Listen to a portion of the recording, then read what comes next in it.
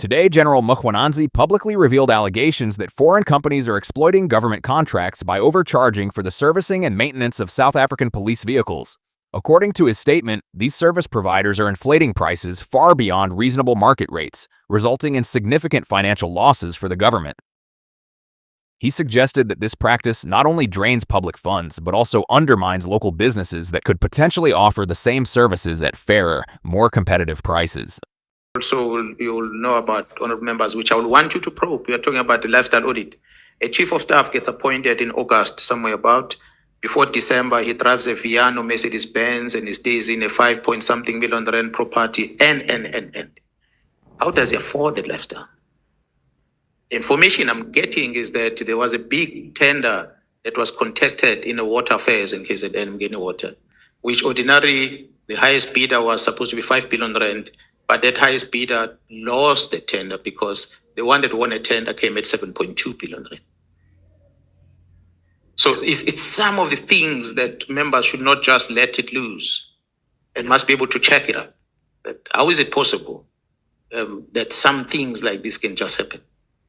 And finally, please put something to bed for me. There are seemingly endless complaints from members of KZN SAPS, not crime intelligence, SAPS members, saying they have to repair their own cars, buy their own tires, literally feed their own detainees because there's no budget. We all know that SAP's budget is massive, massive, massive. Is it not going down to the provinces? I mean, there's obviously, they make claims, oh, but you take all the budget and send it to the PKTT. So there's a lot of envy there. So is it true? Isn't it true? Why is the budget not hitting the ground at station level below that? Honorable member, I'm glad you're asking the question. As yourself being at a committee and also as a police portfolio committee, it's one of those questions that you can formally ask me to respond to on my official capacity, where I give you a breakdown of the entire budget of the SAPS in KZN, how the money is being spread. The person heading my finance is Brigadier Mutley, and I think she's doing quite a wonderful job in managing the budget on our behalf. The garage problems remain the biggest sore point for us.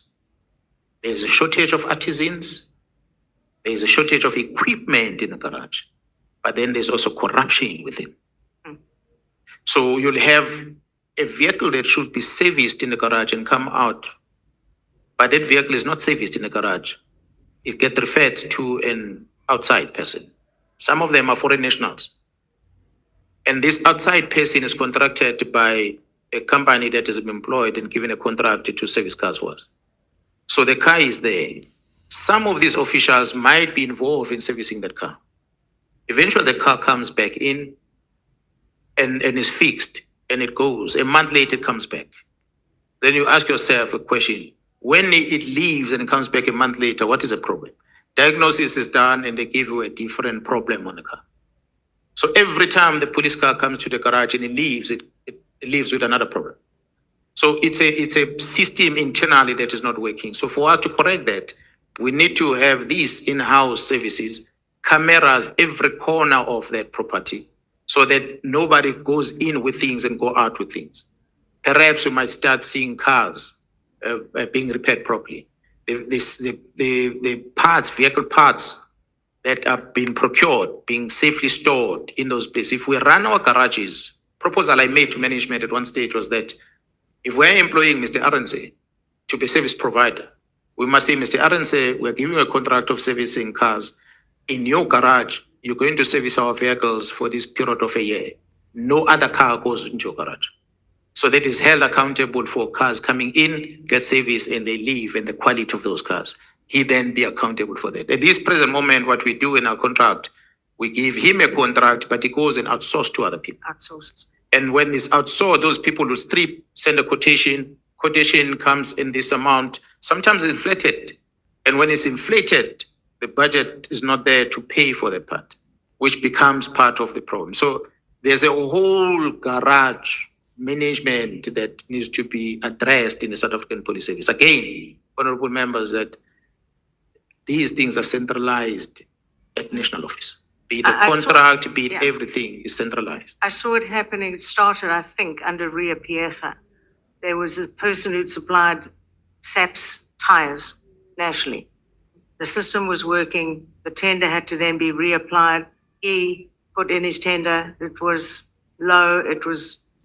We knew he had the ability, but in fact was ignored and went down to the third chosen tender of two gentlemen who had no factory, no background, no ability.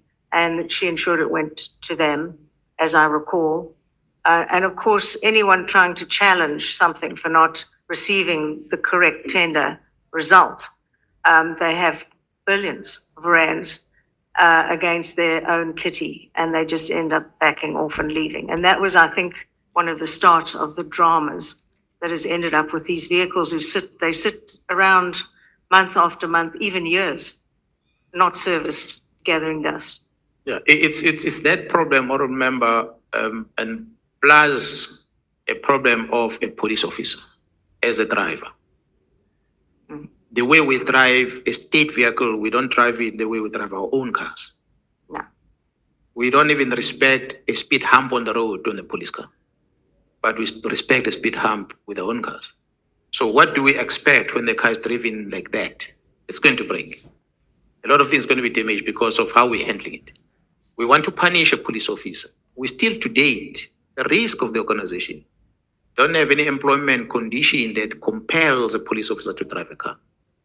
Or to have a state license. Yeah. License. A lot of them just don't bother. They might have license, but they say, I don't touch a state car. Yes. So pretty soon, we'll have cars parked and nobody drives them. Some stations too. On an employment condition is not a compulsory thing to have. So those are some of the things that one talks about, which is a risk to the organization. But yeah, we hope The powers were devolved to the region. Out here in the wild, the rare language learner stalks her prey. Notice how she scrolls through language tutor profiles. Thank you, Chair. Hello, sir. Thank you. I'm done. Yeah, I was. Shocked. No, you are exactly on the dot. It's now half past. Thank you. It started at 5 minutes past. So your 25 minutes have ended. Honorable Matthys. Don't have any questions, Chair. I'm joking. Imagine us not having questions. Good afternoon again, Lieutenant General. We wrote to the President to respond to some questions that have arisen throughout. In the end, General Mkhwananzi is being widely lauded as a hero for his role in the July 6th exposé. What may have initially seemed like a controversial or risky move has, over time, come to be viewed as an act of courage and integrity.